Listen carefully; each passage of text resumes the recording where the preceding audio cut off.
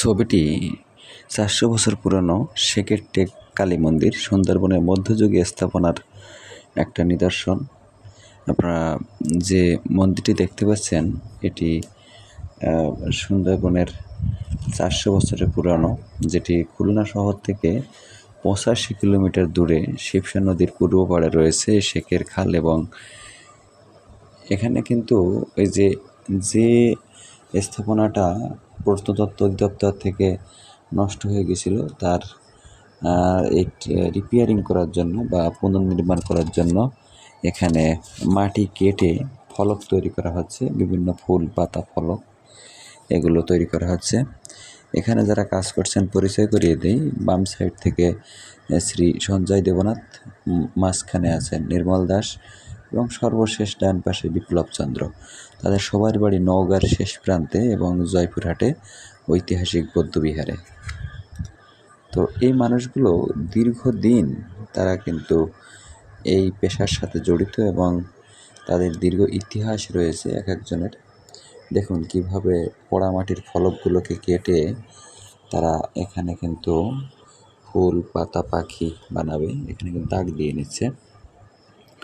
তো এই প্রসঙ্গে বলতে হয় যে আমাদের খুলনা শহর থেকে নদীপথে ৮৫ কিলোমিটার দূরে ৭ম শতাব্দীর বাংলার রাজধানী হিসেবে ছিল এবং এটা সংখ্যালঘু দ্বীপের ওপরে অবস্থিত, মানে ক্ষুদ্র একটা দ্বীপের উপরে। ইনি হলেন নির্মলবাবু।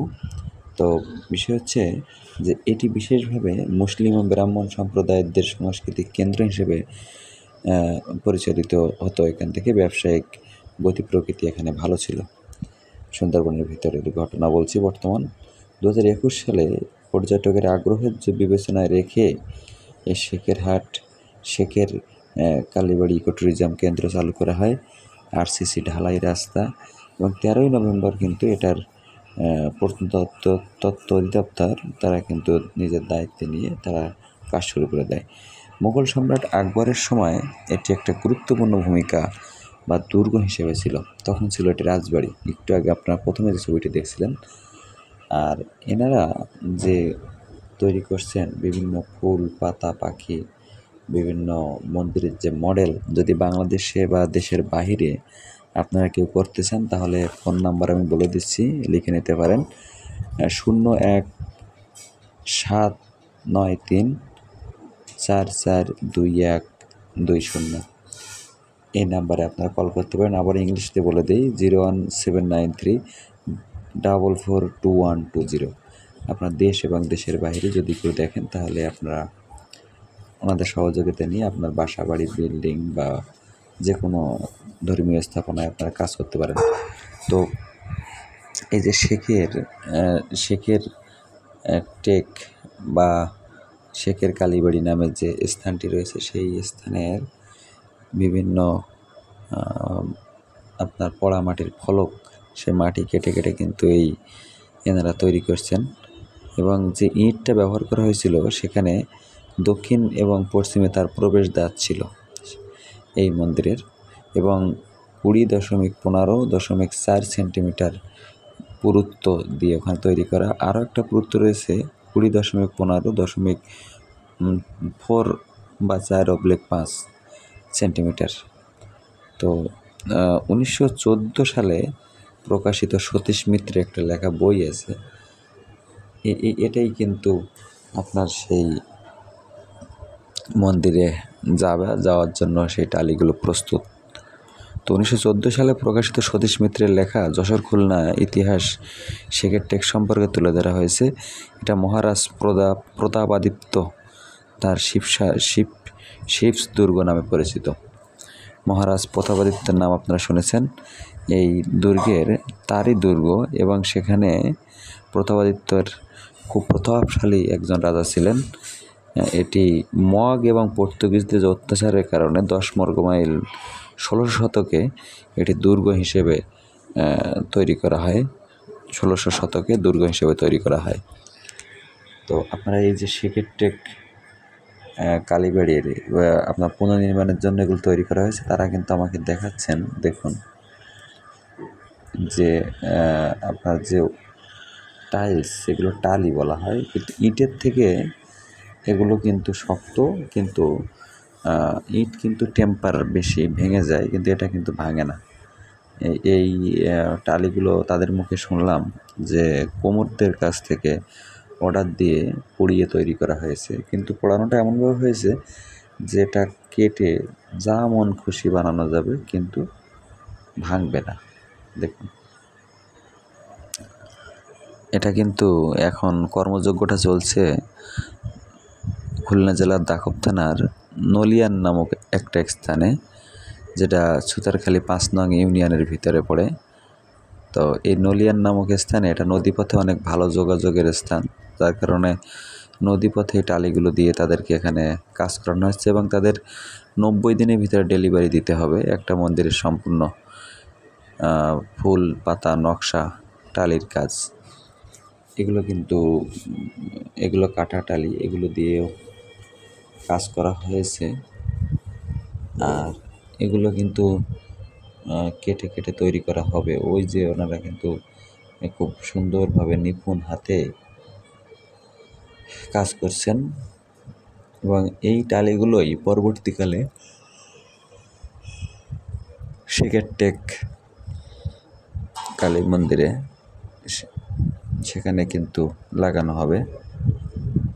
যদি আপনারা কেউ যান সেখানে সুন্দরবনের ভিতরে, তাহলে এই মডেলগুলো দেখতে পাবেন। আজ থেকে হয়তো 90 দিন পর থেকে ডেলিভারি দেওয়ার পরে এইগুলো কিন্তু আপনারা দেখতে পাবেন যে ওখানে লাগানো হচ্ছে।